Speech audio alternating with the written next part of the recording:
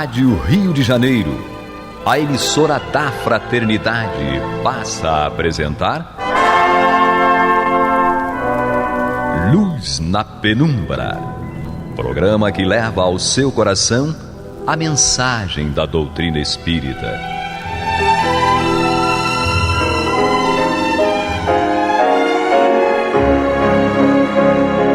E com vocês, João Batista, para o estudo de O Livro dos Espíritos, da obra codificada por Allan Kardec. Papai do céu nos guarde, nos abençoe. Louvado seja nosso Senhor Jesus Cristo. E que possamos fazer do tempo esta dádiva que a todos nós é dada de maneira igual, um recurso a mais, para que a nossa caminhada seja a cada dia mais firme e consistente na conquista dos valores espirituais que nos levarão à verdadeira felicidade. Graças a Deus. Graças a Deus. Hoje estaremos estudando as perguntas 243 e 244 de O Livro dos Espíritos, na tradução de Evandro Noleto Bezerra, e preparem-se que o estudo é longo e profundo. Teremos que ser concisos, talvez um pouco espartanos. Vocês não estranhem que eu talvez passe todo o tempo calado, porque os expositores que aqui estão já estão suficientemente qualificados para fazer o trabalho. Temos aqui a Alessandra. Olá, pessoal. Paz e bem a todos nós. A minha filha do coração. Falei antes dele completar, né? A coisa mais linda do pai. Não é? Temos aqui Américo.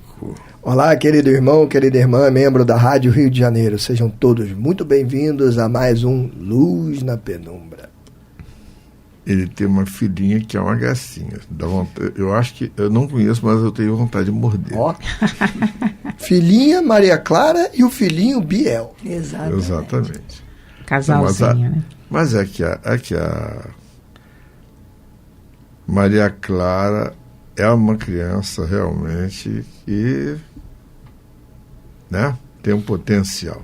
Maria Clara tem só 5 aninhos, mas desde tão nova já apresenta para a gente mostras do Evangelho. Exato. E Guilhermina, a minha nega velha. Olá, sempre muito bom estar com vocês. Vamos. E Guilhermina vai começar fazendo a pergunta 243. Então, vamos lá. Só lembrando que nós estamos no tópico percepções, sensações e sofrimentos dos espíritos. Da vida espiritual, exatamente. 243. Os espíritos conhecem o futuro? Pergunta Kardec. Aí os espíritos respondem: isso também depende da perfeição deles. Muitas vezes apenas o entreveem, mas nem sempre lhes é permitido revelá-lo.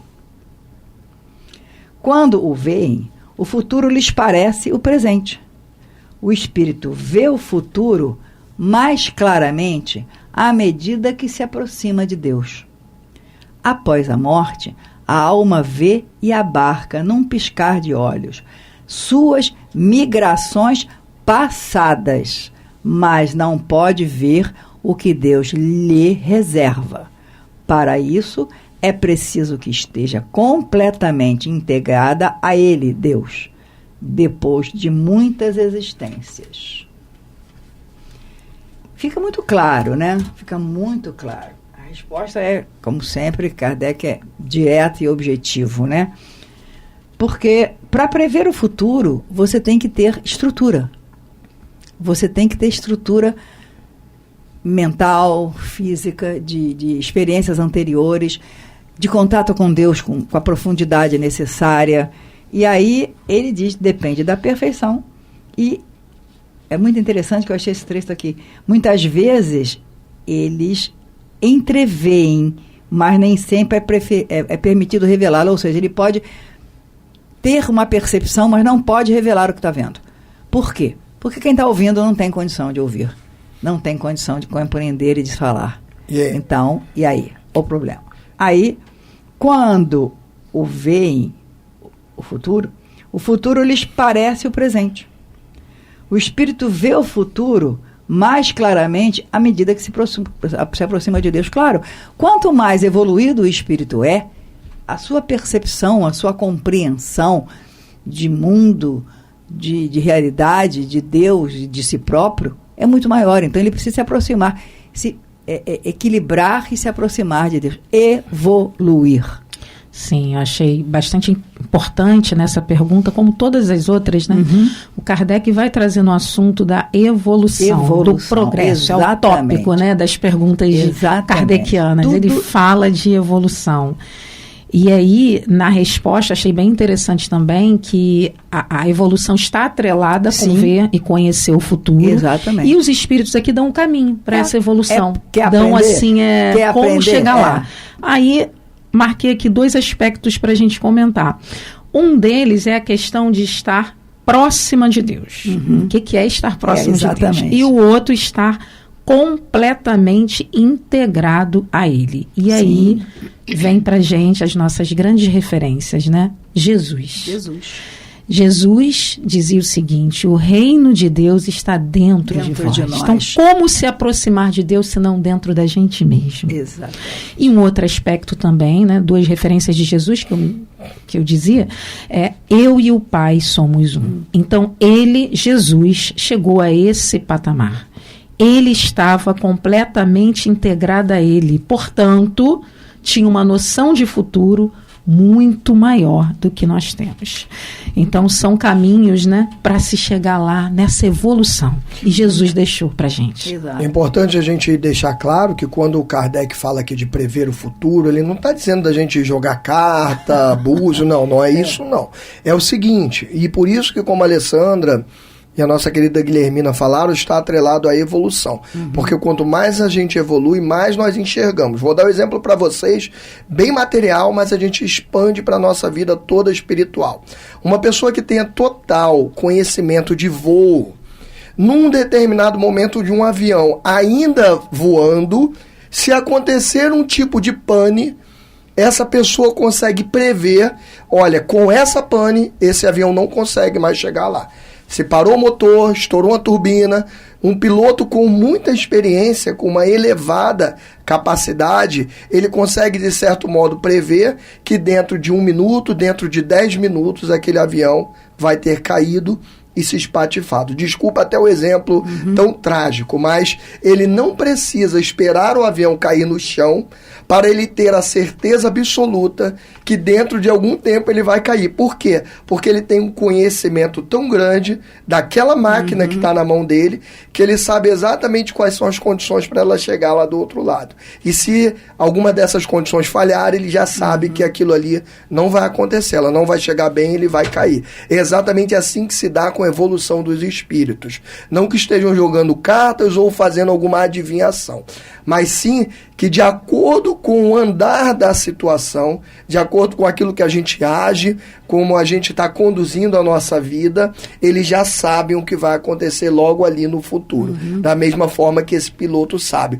Da mesma forma que um professor vê um aluno estudando e vê, de acordo com o grau que ele está conseguindo atingir, o mais provável é que ele passe ou não passe naquele determinado concurso. Ele consegue prever. Por quê? Porque ele conhece bem aquilo. Então, quanto mais a gente evolui como espírito, mais a gente consegue prever o futuro, não só nessas questões materiais que eu falei, mas a gente vai vendo um futuro mais amplo, de acordo com a nossa evolução. E eu queria falar um outro detalhe aqui, já, aproveitando o gancho da Alessandra, que é o seguinte: após a morte, a alma vê e abarca, num piscar de olhos, suas migrações passadas. Ou seja, a gente olha para trás e vê o que a gente fez, o que a gente construiu, o que a gente deixou de construir, as oportunidades que perdemos. E aí reflete, aí nós não pode ver o que Deus lhe reserva. Ou seja, olha, observa, reflete e dentro de si começa a construir as possibilidades de futuro, Exatamente. sabendo que Deus é infinitamente bom. 243, só também é sua. 243, vamos lá. 243A.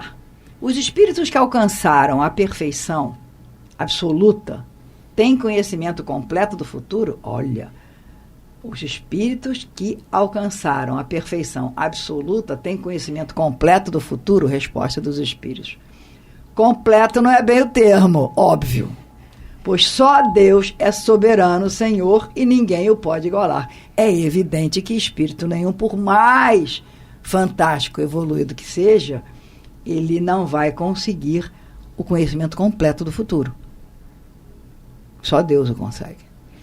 Essas perguntas que falam a respeito do conhecimento ou não do futuro e até do passado também, foi dita aqui atrás, elas estão muito relacionadas com o ensinamento, um outro ensinamento de Jesus, que é o não julgueis. Exato. Não que o ato de julgar em si seja errado, mas é porque nós temos uma visão parcial do outro. Sim. Nós temos uma visão parcial de nós mesmos. De nós mesmos. Imagina Que do dirá outro, do né? outro. Nós não temos o direito nem a condição, e por isso que Jesus falou, não julgueis, justamente por causa da nossa incompletude de visão. Nós não conseguimos enxergar o outro integralmente, não conhecemos o que lhes reserva no futuro, nem no passado, né? Ou não julgueis. É. E a 244, vai a 244 também? A 244. Os espíritos veem a Deus?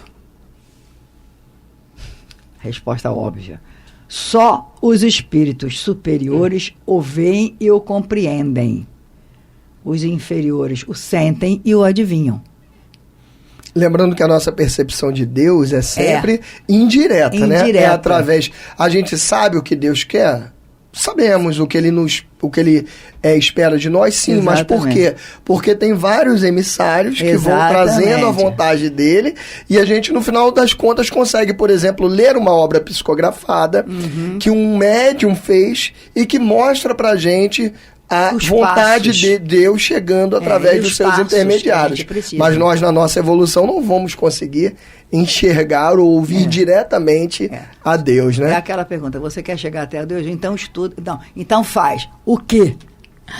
Eu achei maravilhoso aqui os verbos usados, né? Então, os espíritos superiores veem e compreendem, ver e compreender. Os inferiores sentem e adivinham, né? Exatamente. Ou seja, ele está presente para todos. Exatamente. Isso que eu achei lindo, ele tá né? aí. A profundidade com que você reconhece esse Deus que muda. Mas ele está na mesma proporção para todos. E cada um, segundo a dimensão que está frequentando, né, e vibrando, vai ter acesso a esse Deus que nada mais é do que está dentro de nós. Exatamente. Ele está dentro da gente. É dessa forma que a gente tem que reconhecê-lo e senti-lo. Vamos prosseguir essa 244A depois da nossa vinheta. Você está ouvindo o programa Luz na Penumbra.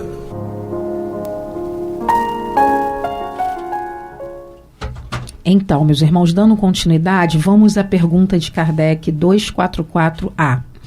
Quando um espírito inferior diz que Deus lhe proíbe ou permite uma coisa, como sabe que isso vem de Deus? E os espíritos respondem: ele não vê a Deus, mas sente a sua soberania. E sempre que uma coisa não deve ser feita ou uma palavra não deve ser dita, ele sente uma espécie de intuição, uma advertência invisível que o proíbe de fazê-lo. Vós mesmos não tendes pressentimentos que são como avisos secretos, como fazerdes ou não, isto ou aquilo. O mesmo acontece conosco, só que num grau superior. Pois hás de compreender que, por ser mais sutil do que as vossas, a essência dos espíritos, eles podem receber melhor as advertências divinas. Então, mais uma vez, é maravilhoso a reafirmação aqui da onipresença divina, como ele está para todo mundo. O que a gente precisa é se conectar, né? É se conectar, é permitir sentir essa essência divina, porque muitas das vezes nós nos achamos incapazes, nós nos achamos inferiores e com isso negamos a nossa essência divina, essa centelha que está dentro da gente, né? E aqui é muito falado a respeito dessa intuição. Eles não veem, mas sentem, né? Aquela voz da alma, que é o nosso Deus interior. Também pode ser chamado de self, né? A nossa centelha interior está lá dentro, clamando, gritando, querendo ser ouvida. E a gente não ouve, a gente se distrai com as coisas da matéria e não dá atenção para esse Deus que está dentro da gente, que nada mais é do que uma parcela dele, nos ajudando, nos orientando, dizendo como devemos agir no dia a dia. O que precisamos? Nos concentrar mais, orar mais, meditar mais, fazer o mergulho interior. Aliás, o Espiritismo é uma das primeiras religiões, né, a trazer essa ideia desse Deus em todos nós. Porque se nós nos lembrarmos, em muitas épocas da humanidade, infelizmente isso ainda existe até hoje, é uma crítica construtiva, algumas religiões querem tomar a posse de Deus para apenas as pessoas que pertencem àquela determinada religião. Alguns povos querem tomar Deus para apenas aquele povo. Deus vai defender somente os interesses desse povo e o outro não existe. O Espiritismo vem dizer justamente isso, que Deus está para todos nós da mesma forma e que Deus está dentro de nós. Aliás, quando se pergunta, né, onde está gravada a lei de Deus, isso está no nosso livro dos Espíritos, e todas as religiões até hoje dizem que a lei de Deus está numa determinada escritura ali.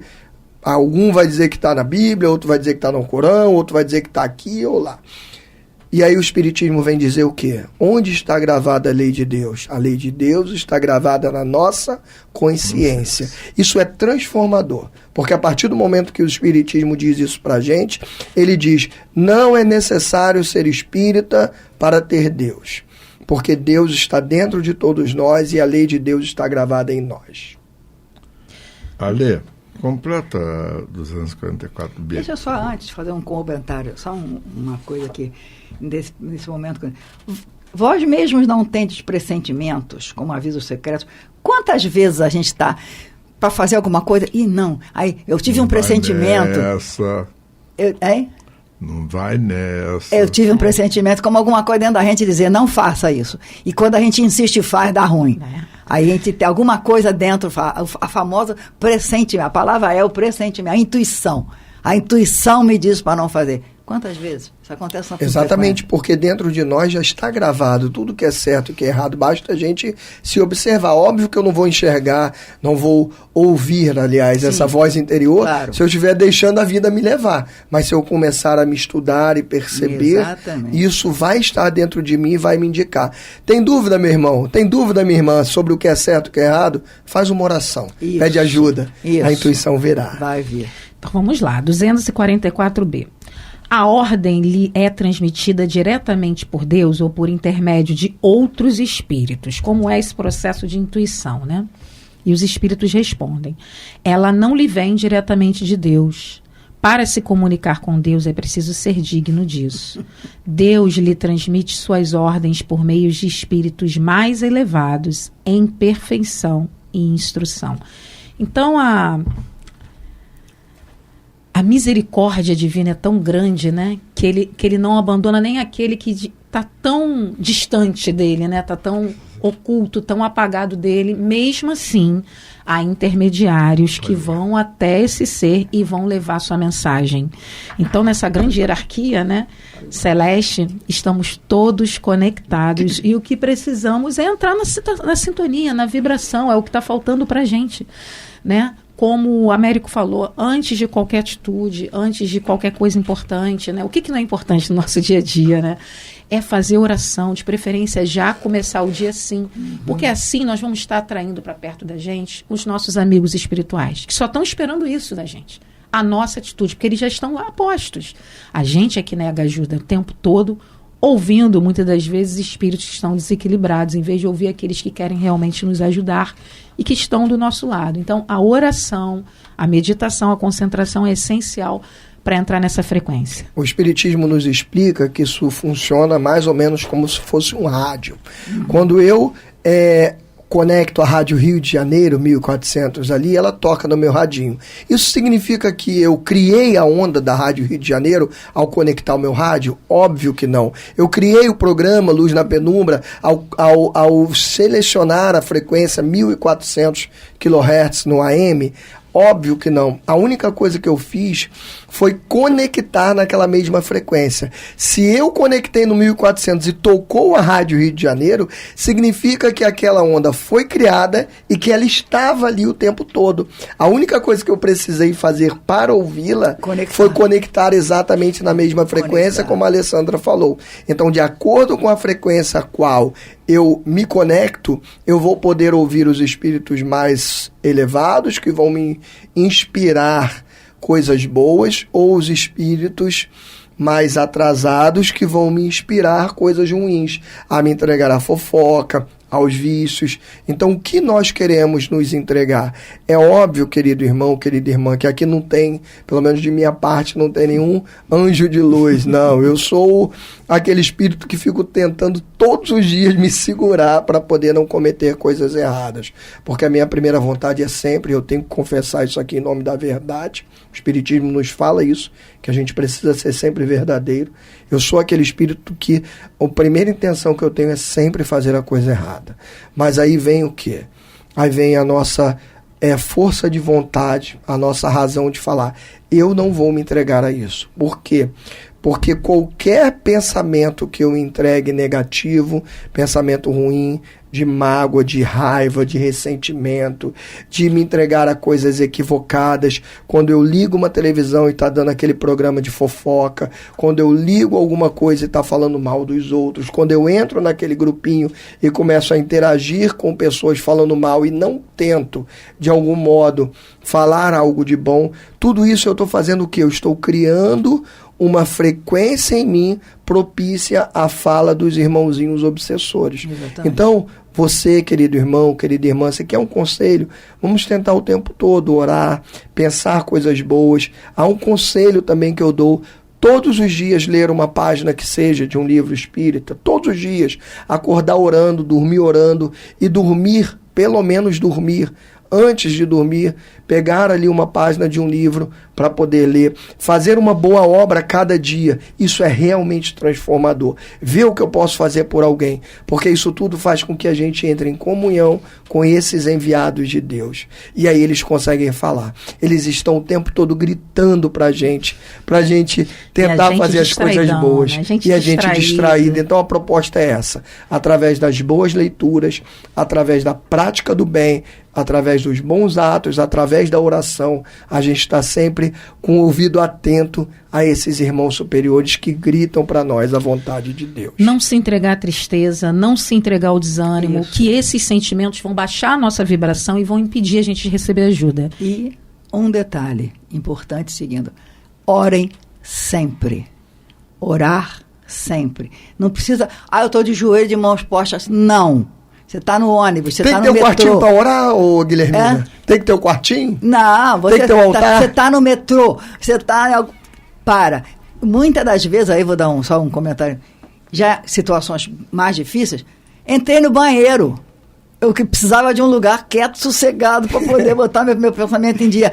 Fui pro banheiro. Aí depois que eu me disse, mas lógico, eu estou num lugar quieto, sossegado. Vamos. Aí consegui orar. Foi só um exemplo agudo. Exatamente. Mas já ore sempre. Não é necessário altar, centro espírita, nada. Nada. Orar em qualquer momento. Orar em qualquer momento. Terminamos? João só está ouvindo a gente. Eu estou escutando. João é ouvinte hoje. É ouvinte da Rádio Rio de Janeiro. Privilegiado. Eu falei que esse programa eu ia escutar os expositores, porque eles estão qualificados plenamente para esse desiderato e cumpriram plenamente. Foi muito bom. Vamos lembrar, acima de tudo, que a nossa consciência é que deve nos regir. E aí, para regir bem a nossa consciência, consideremos a chamada regra áurea de Jesus. Faça aos outros aquilo que queres que te façam. É o princípio do bem em ação. Sócrates disse: não faça aos outros aquilo que não queres que te façam. Isso foi 500 anos antes de Jesus vir aqui. Por quê? Ele estava saindo de um período de várias guerras com os persas e com outros povos. Atenas vivia numa situação de auge de cultura, mas também de auge de guerras. Então, foi outra questão. Sócrates disse: não faça o mal. Mas para não fazer o mal, é preciso fazer o bem. E isto está citado no Livro dos Espíritos. Está escrito que nós somos responsáveis por todo o mal que resulte do mal, do bem que não praticamos. Exatamente. Então, reflitamos, que Papai do Céu nos guarde e nos abençoe, que louvado seja nosso Senhor Jesus Cristo, e que possamos fazer do tempo esta dádiva que a todos nós é dada de maneira igual, um recurso a mais para que a nossa caminhada seja cada dia mais firme e consistente na conquista dos valores morais que nos levarão à verdadeira felicidade. Graças a Deus. Graças a Deus.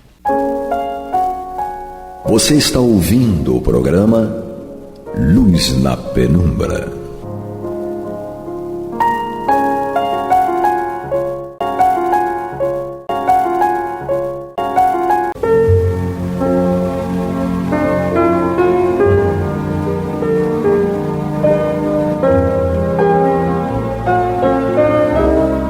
A Rádio Rio de Janeiro está levando ao seu lar e ao seu coração a mensagem consoladora da doutrina espírita, através do programa Luz na Penumbra.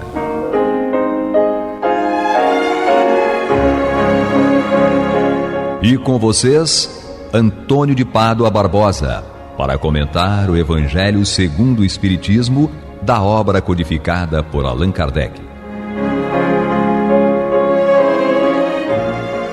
Olá, meus amigos, muito boa noite. Estamos aqui para dar continuidade ao programa Luz na Penumbra, no qual nós estudamos o Evangelho segundo o Espiritismo de Allan Kardec. Estamos aqui em seu capítulo 16, Não se pode servir a Deus e a Mamon. E este capítulo, como tenho falado nos últimos programas, ele trata de um assunto espinhoso, digamos assim.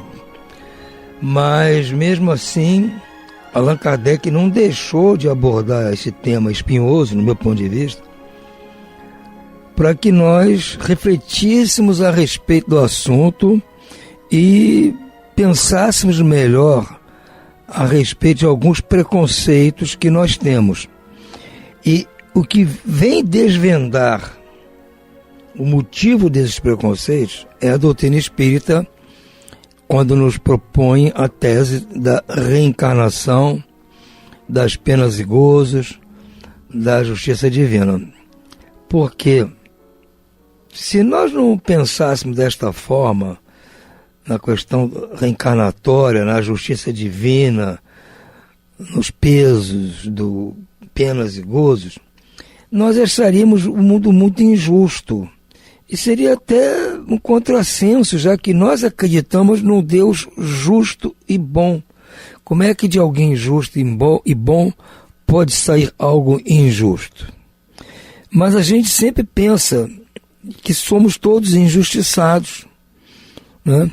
E não é bem assim. Então, se formos olhar pelo lado da reencarnação, das penas e gozos, e da justiça divina, nós não vai ter sentido para nós acharmos que somos inocentes aqui quando não estamos numa situação boa. E ficarmos com inveja, com preconceito contra aqueles que estão numa situação boa eventualmente. Porque essa situação boa, mas ela é temporária. Só estamos nelas por nossa livre e espontânea escolha. Então temos que ver a maneira de lidar com as duas situações. A situação que estamos numa boa ou a situação que estejamos numa ruim. Nós temos que saber lidar na ruim para suportar os problemas sem recalcitrar, né? E nada disso, e lutar para sair daquilo de uma forma legal, moral, elegante.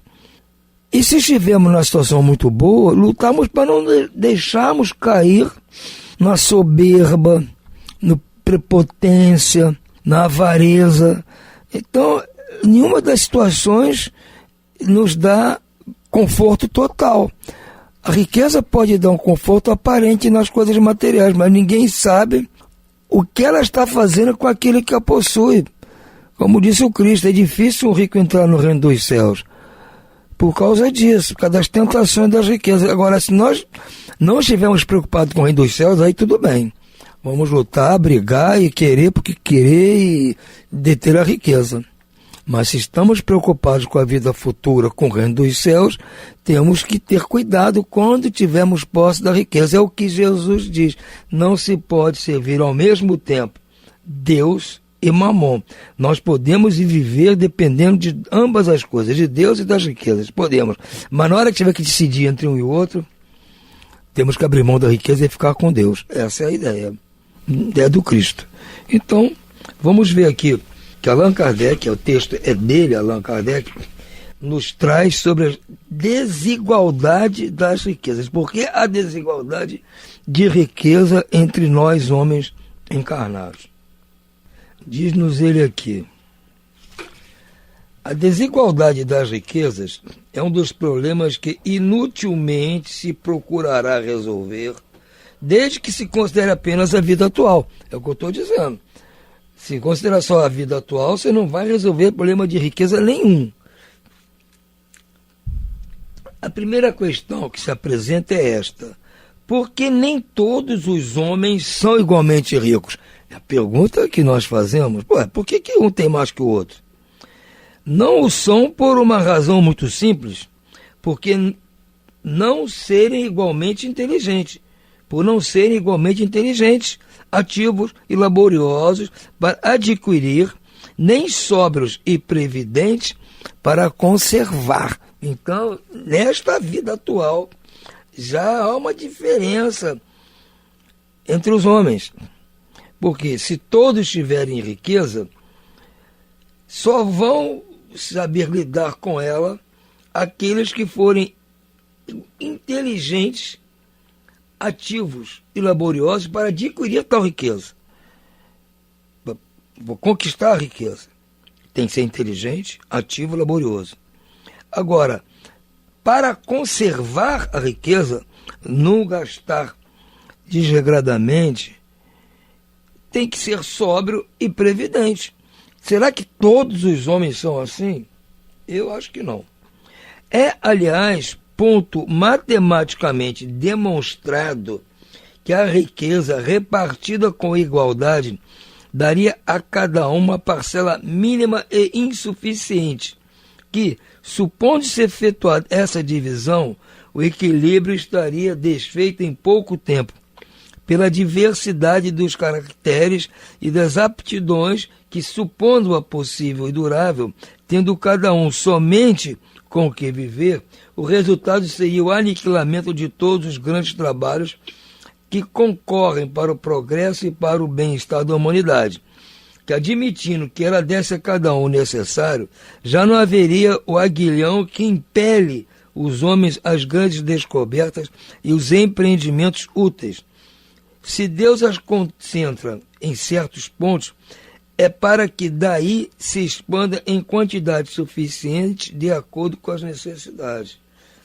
Que ele está nos dizendo aqui: se fôssemos fazer uma divisão igualitária para todos os habitantes deste planeta, das riquezas exigentes, não ia ser muito para cada um, ia ser pouquinho para cada um. Até aí, tudo bem, cada um com o seu pouquinho. E se esse pouquinho fosse o suficiente para a pessoa se manter, o necessário, mínimo necessário para se manter, muitos vão dizer, não, já está bom. Não está bom, porque já não haveria em nós aquele ímpeto, aquela vontade, aquele aguilhão, como ele fala aqui, nos impelindo para descobrir coisas novas e criar empreendimentos novos. Eu estou satisfeito, tenho o necessário, tudo bem.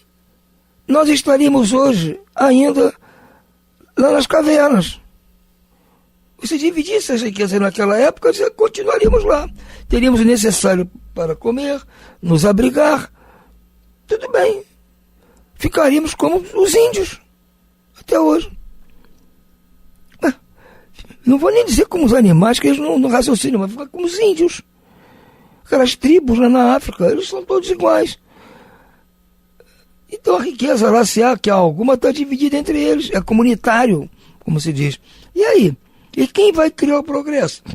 Ele diz aqui, se Deus concentra a riqueza em certos pontos para algumas pessoas, é para que daí ela se expanda em quantidade suficiente de acordo com as necessidades. Ou seja, há aqueles que, como Kardec diz aqui, são inteligentes, ativos, laboriosos, sóbrios e previdentes. Deus entrega a eles a riqueza. Mas é subjúdice. Entregar a eles não quer dizer que eles vão agir bem com a riqueza.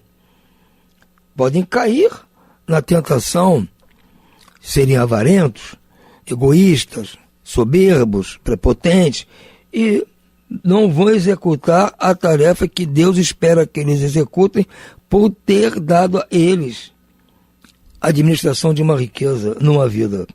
Eles, para receber nesta tal vida essa confiança divina para administrar certa riqueza, é porque demonstraram em vidas anteriores alguma aptidão para isso. Não que fossem santos, mas demonstraram em vidas anteriores a aptidão de administrar as riquezas. E de uma forma, às vezes, até moralmente recomendável. Aí Deus fala, não, tudo bem, então vamos dar uma riqueza para você, boa, para você administrar bem e fazer bom uso e ajudar aqueles que têm menos, porque você vai ter a riqueza para gerar empreendimentos, criar empregos, ajudar aqueles que não podem, as instituições beneficentes, você vai aí ser um bom rico. Aí chega aqui, o camarada se perde nas tentações. Então, a riqueza, por enquanto, não é culpada de nada. São pessoas que, mesmo sendo tudo isso que ele falou aqui, inteligentes, ativos, laboriosos, sóbrios e previdentes, podem ser avarentos, podem ser preconceituosos. Então, é um teste que Deus faz, mandando para uns. Se o indivíduo se desincumbir bem daquela responsabilidade, ele vai ganhar mais para continuar em outras vidas o mesmo processo, como Jesus diz na parábola dos talentos. Se foste fiel no pouco, vou lhe confiar mais, porque vai ser fiel no muito. O que tinha 5, dobrou para 10 os talentos, então o Senhor vai dar para ele mais 10 para ele administrar. Se for bem, vai dar 20 e assim sucessivamente. É assim que funciona. Se você der para todo mundo, como se diz na gíria, desculpem a expressão, mas uma merrequinha para cada um, ninguém vai poder fazer nada mesmo que queira, não tem capital para isso. Se todo mundo tem o suficiente para comer, se vestir, se abrigar do frio, do calor, como é que vai fazer para gerar riqueza? Porque o que gera riqueza é riqueza. Né? Tudo que está em volta de nós foi construído, onde nós moramos, o que nós comemos, os remédios que nós tomamos, a roupa que vestimos, com riquezas. Alguém tirou o dinheiro do bolso e investiu um capital para construir aquilo e proporcionar a todos. É assim que funciona. Agora, achar que a pessoa tem muito e ela é um indivíduo execrável por causa disso, eu acho que não é uma ideia boa. Ele está sob teste, está passando por uma prova. Assim como aquele que não tem, também está passando pela sua prova por não ter a riqueza. Admitindo isso, pergunta-se por que Deus a concede a pessoas incapazes de fazê-la frutificar para o bem de todos. Você pode perguntar, por que Deus deu então para uma pessoa que não tem capacidade? Deus disse, ele em vidas anteriores demonstrou alguma capacidade, senão Deus não daria a ele. Ainda aí está uma prova da sabedoria e da bondade de Deus. Dando ao homem o livre-arbítrio, quis Deus que ele chegasse por experiência própria a distinguir o bem do mal, e que a prática do bem resultasse de seus esforços, da sua vontade. O homem não deve ser conduzido fatalmente ao bem nem ao mal, sem o que não passaria de um instrumento passivo e irresponsável como os animais.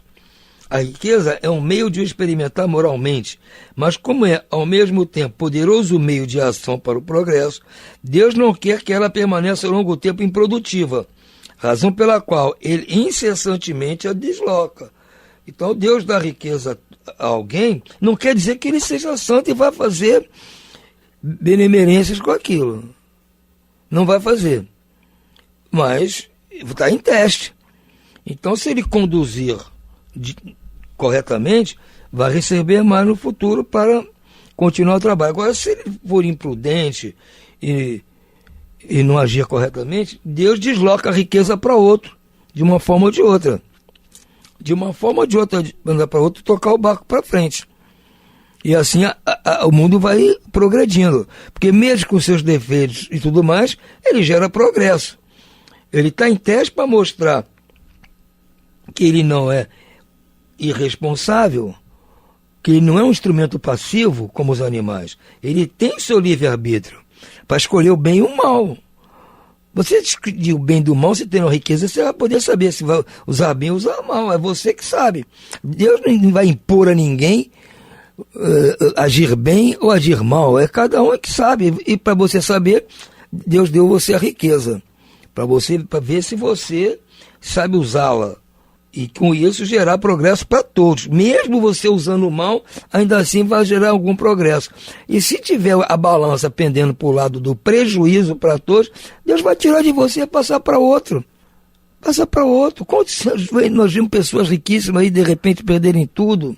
Passa para os filhos, e os filhos já não usam tão bem, acaba perdendo, aquela família desaparece do rol dos ricos, entram outras. E assim vai. É assim, por isso que nós saímos das cavernas e estamos aqui hoje com o nosso conforto, graças a esse trabalho. Diz aqui Kardec, cada um tem que possuí-la, ou seja, a riqueza, para se exercitar em utilizar e demonstrar que o uso sabe fazer dela. Como, porém, é materialmente impossível que todos a possuam ao mesmo tempo, e além disso, que se todos possuíssem, ninguém trabalharia, comprometendo assim o melhoramento do globo, cada um a possui por sua vez. É isso aí. Mas quem produz as coisas não é o rico. É claro que o rico é o investidor. Ele bota o dinheiro dele para... Agora, precisa do trabalho. Trabalho mais esforço, trabalho mais braçal. Tem que ter alguém para fazer. Alguém que não é rico e é pago para isso. Agora, se todos fossem ricos, ninguém ia trabalhar. Para que ia trabalhar se tem riqueza? Não precisa de nada, já estou rico aqui. Cada um tem uma mina de ouro. Qual o motivo que você vai querer trabalhar para receber mais? Não vai. Aí o mundo vai acabar decaindo economicamente. Então há os dois casos, porque cada um tem que passar por essas provas. Quem não a tem hoje, quem não tem riqueza hoje, já a teve ou terá em outra existência. Então fiquem esperançosos que quem não tem riqueza hoje vai ter riqueza na próxima. Isso aí está aqui escrito, não sei o que estou dizendo, não estou prometendo nada. Aqui quem está dizendo isso é Allan Kardec. Há ricos e pobres, porque sendo Deus justo, cada um deve trabalhar por sua vez. Para uns a pobreza é a prova da paciência e da resignação. Para outros a riqueza é a prova da caridade e da abnegação. Cada um na sua prova, cada um no seu quadrado. Nós já lemos o texto aqui anterior a este, Kardec falando que aquele que começa na vida pobre, experimentou a pobreza e de repente, por um motivo ou por outro, enriquece, acaba esquecendo quem o ajudou, quem contribuiu para aquilo, aqueles amigos de antes, parentes de antes, acaba esquecendo. Então não é porque era pobre que também era santo, bonzinho. Ele não resistiu à tentação da riqueza que de repente adquiriu. Então todos nós estamos sujeitos aos dois casos. Por isso é que temos que trabalhar sempre servindo a Deus, não a Mamon. Quem fica, mesmo pobre ou rico, só pensando em servir a Mamon, servir as riquezas, esquece de servir a Deus. E servir a Deus é nos ajudarmos mutuamente. É de lamentar-se, e com razão, o péssimo hábito que algumas pessoas fazem de suas riquezas. As ignóbeis paixões que a cobiça provoca, perguntando-se se Deus será justo, dando riqueza a tais criaturas. Então, veja bem, algumas pessoas deixam-se levar por essa cobiça que a riqueza provoca. Aí alguém pergunta, mas será que Deus está sendo justo, dando riqueza a tais criaturas? Ele diz, é certo que se o homem só tivesse uma única existência, nada justificaria semelhante repartição dos bens na Terra. É aquele caso. Se nós entendemos que é o processo reencarnatório, já começamos a pensar diferente. Claro, se houvesse só esta vida, e uns são ricos, outros pobres, sem um motivo, você dizer, pô, Deus está privilegiando A ou B, e deixando C e D de fora do processo. Não é assim, nós sabemos que há o para trás, as outras encarnações, que justificam a situação de hoje. E aí dá para raciocinar como ele está raciocinando aqui. Se, entretanto, em vez de levarmos em conta apenas a vida atual, consideramos o conjunto das existências, veremos que tudo se equilibra com justiça. O pobre não tem, assim, motivo algum para acusar a providência, nem para invejar os ricos. Allan Kardec falando. Como estes não têm razão para se vangloriar do que possuem, os ricos também não têm razão para esnobar e se vangloriar daquilo que têm. Tem que ficar espertos, porque a qualquer momento pode ser tirado. Então, nos dois casos, as pessoas têm que ficar espertas. Se abusam, não será com decretos ou leis suntuárias que se remediará o mal. As leis podem mudar momentaneamente o exterior, mas não conseguem mudar o coração. É por isso que têm duração temporária e são quase sempre seguidas de uma reação mais desenfreada. Vejam bem, há um pensamento de pessoas, políticos ou sociais, que acham que tem que se criar leis impondo isso ou aquilo. Taxar riqueza, tirar do rico para isso ou para aquilo. Agora querem até proibir herança, não pode passar herança. Como se isso fosse resolver, gente. Não existe isso aqui. Se as pessoas abusam da riqueza, não será com decretos ou leis suntuárias que se remediará o mal. A lei humana não vai mexer em nada disso. As leis podem mudar momentaneamente o exterior. No princípio, elas mudam a coisa. Agora a minha herança não vai poder ir para os meus filhos. Não vai poder ir para os meus filhos. O pobre que não tem herança, tudo bem. O classe média é que está prejudicado, ele não pode fazer nada. O pouco que se vê um apartamentinho para deixar de herança vai acabar perdendo. Agora o rico, ele não vai ter problema nenhum. Ele leva tudo, bota tudo no nome de uma empresa que ele cria no exterior e a herança dele fica sendo regida pela lei daquele lugar lá. Pronto. Então no começo pode dar um prejuízo, mas depois os ricos vão se acertar.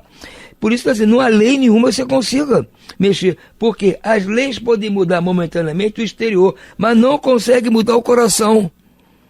Se o cara vai deixar uma herança para a família dele, quer tirar um pedaço e deixar para uma instituição de caridade, é o coração dele.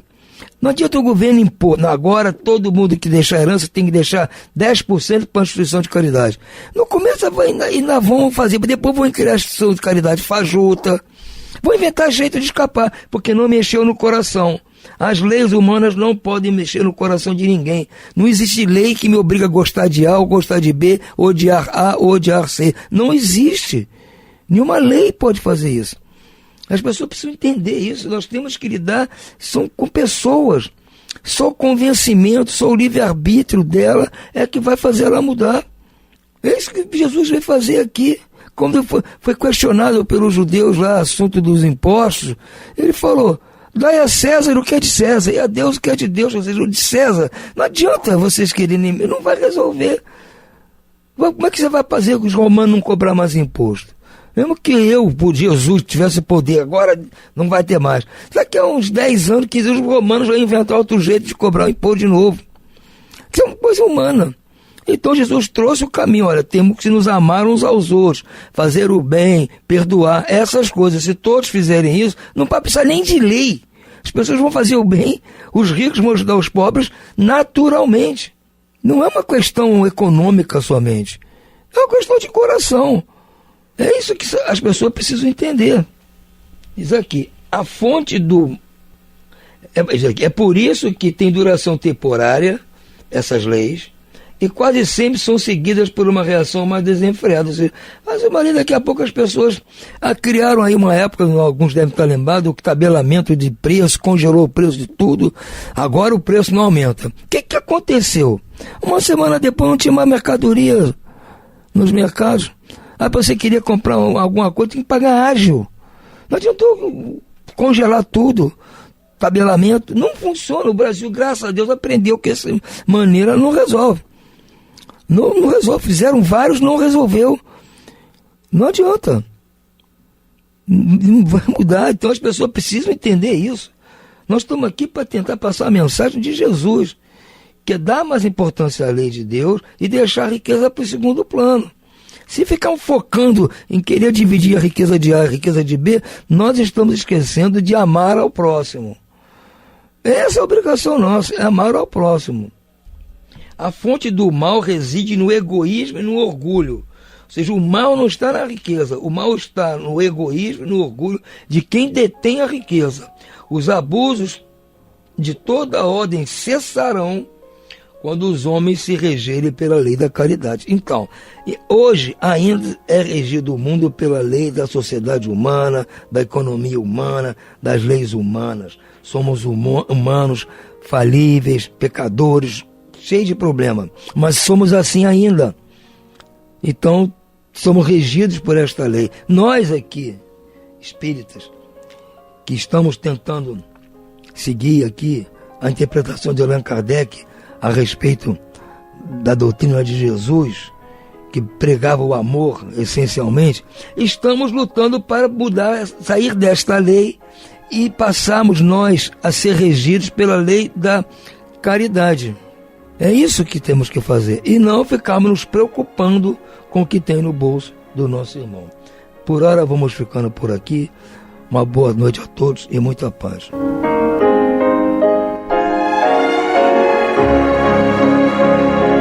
E vamos ouvir agora a prece de encerramento de nosso programa, na voz de Geraldo de Aquino. Jesus, dá-nos coragem para a luta, piedade para os insultos e misericórdia para as injustiças e ingratidões. Limpa nossa alma de inveja e ambições mesquinhas, de ódio e de vingança o nosso caminho.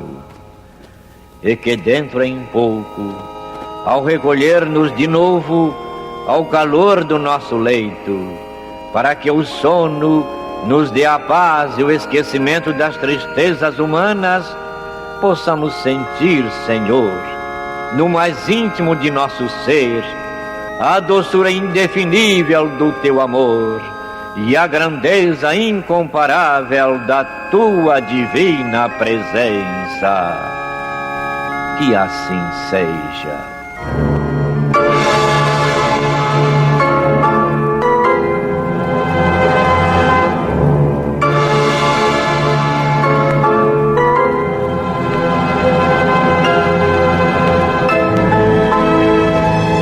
Acabamos de apresentar o programa Luz na Penumbra, que voltará a ser apresentado amanhã às 21 horas nesta emissora.